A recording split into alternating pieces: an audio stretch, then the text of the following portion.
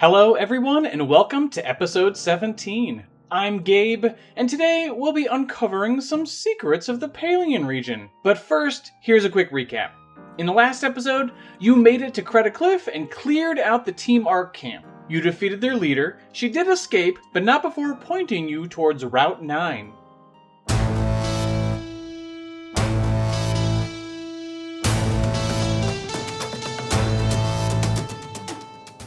Leaving Tri-Town, you enter this new route.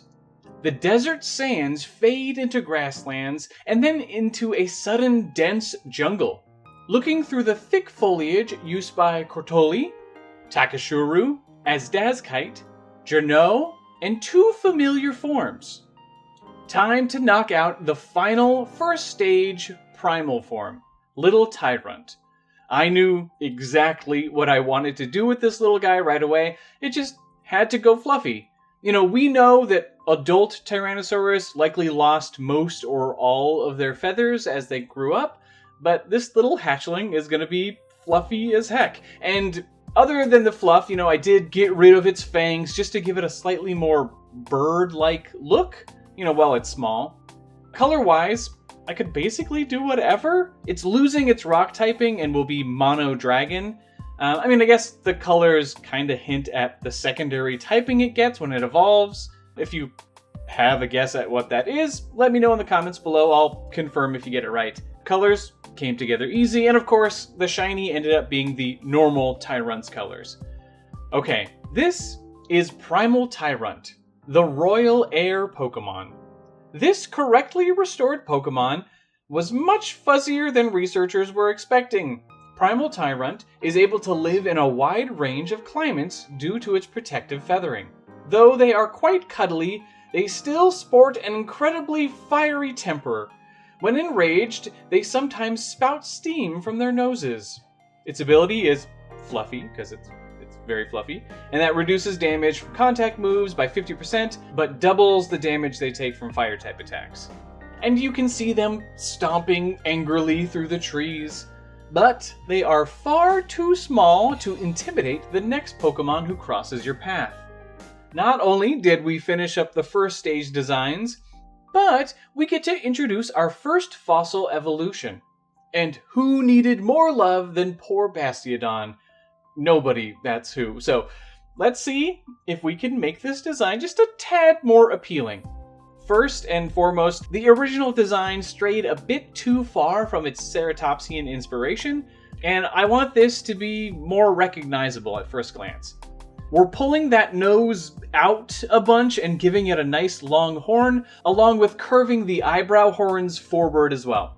Those changes alone let this read as a real Ceratopsian. It's not really any specific species, it's kind of a mix of like a Taurosaur and a Triceratops, maybe other few things thrown in there, but I think it works.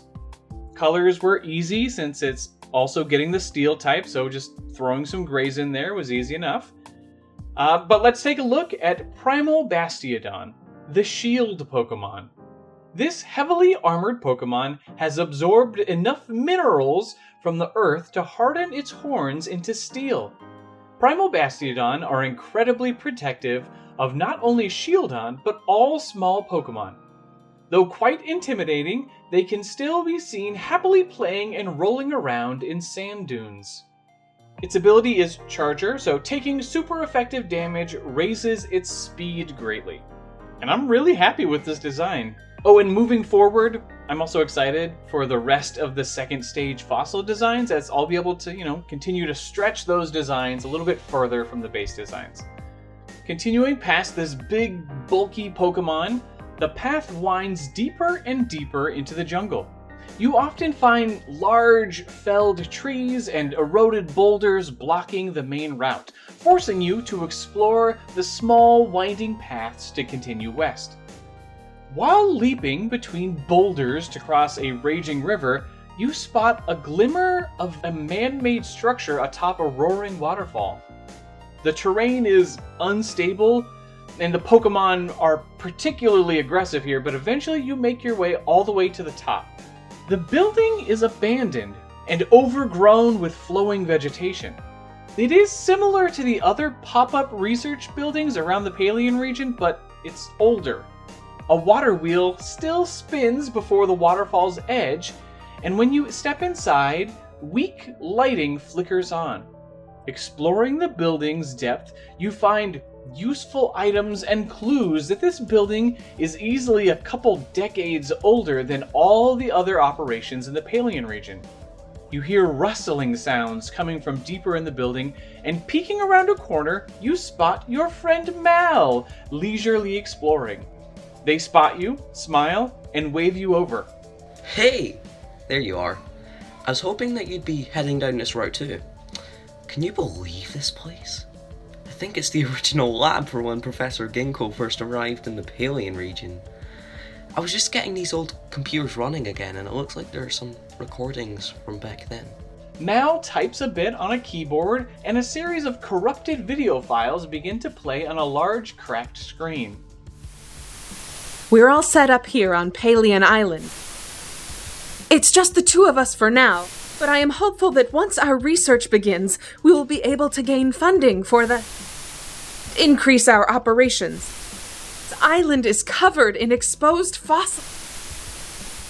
Yes, but the strange thing is why this whole island is a barren wasteland. Nothing is living or growing anywhere. What must have happened here? I suspect that this island has been deserted ever since ancient times. What? Professor Ginkgo and Psycad used to work together? I can't believe she hasn't mentioned that.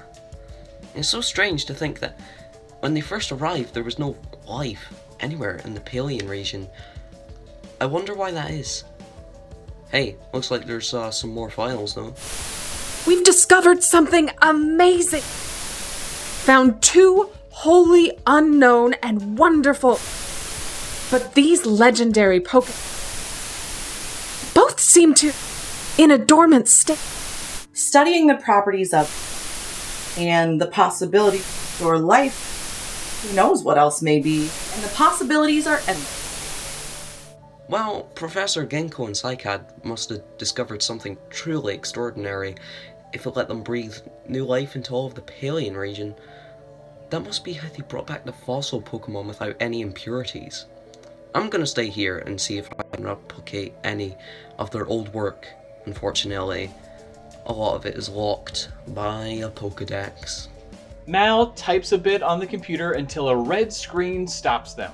It seems as though progress can only be made by presenting a Pokedex that has registered a certain number of Pokemon. And unfortunately, catching Pokemon isn't really my thing, so maybe if you could continue filling up your decks and then just come back from time to time, we'll be able to unlock something truly legendary. Your Pokedex isn't filled enough to help them with the main computer terminal that they're working at just yet, so you wander around the lab and find different cabinets that are also shut with a Pokedex seal. You are able to open some and retrieve some miscellaneous useful items.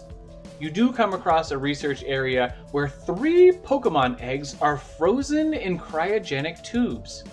Some old note explains that these are the initial attempts to revive Cactamo, Fleetwee, and Sailil. A Pokéseal is asking for 30 new Pokemon species to be registered to it for each egg that you wish to take.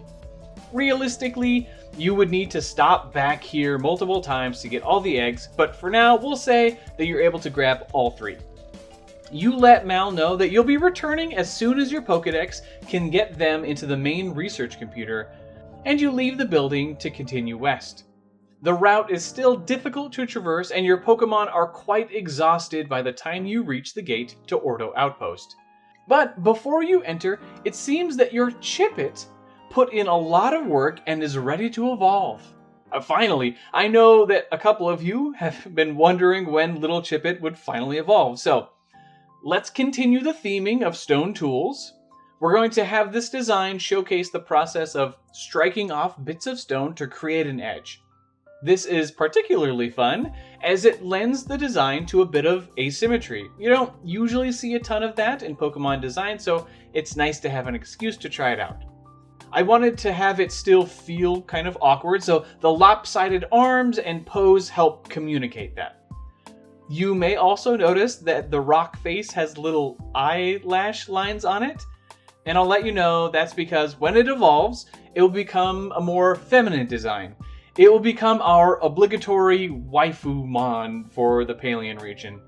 They're usually grass or psychic type, but I thought it would be a fun design challenge to make it part rock type. Anyway, back to this little design. Colors went together well, and here is Fractip, the Shattered Pokemon. This Pokemon has learned how to break off large pieces of its body to leave itself with extremely sharp edges. Fractip are confident fighters, though they must be careful as they are still incredibly brittle. Fractip train regularly in hopes of hardening their weak bodies. Its ability remains Sharp Armor, so that means that physical attacks lower the defense but greatly increase its attack. Little Fractip is excited to have evolved, and together you head into Ordo Outpost, where you know Beth, the fighting-type head researcher, is waiting for you. But that will have to wait for the next episode.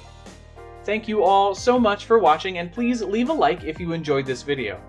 As always, I'd love to hear your thoughts on the new Pokemon in today's episode down in the comments below.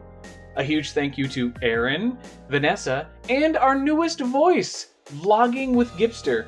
He has his own Fakemon channel that I'll put a link to down in the description, so be sure to check that out. And with that, I'll see you in episode 18. Bye!